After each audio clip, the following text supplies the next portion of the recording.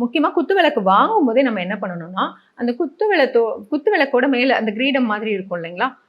அந்த அங்கருந்து நம்ம கை வச்சோம்னா, அந்த தீபம் வந்து அந்த மேல இருக்கிற அந்த கிரீடத்துக்கு நேரா இருக்கணும். ஓகேங்களா?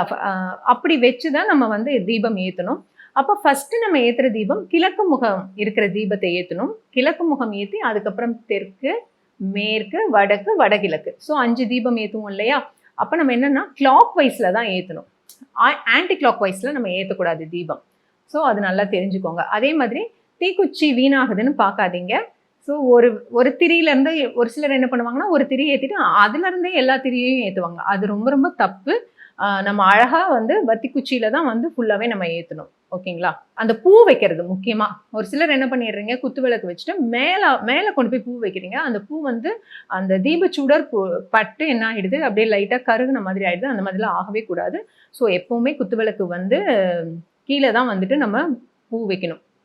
ஸோ அதனால அதெல்லாம் கொஞ்சம் தெரிஞ்சு கரெக்ட்டா கவனமா பண்ணுங்க.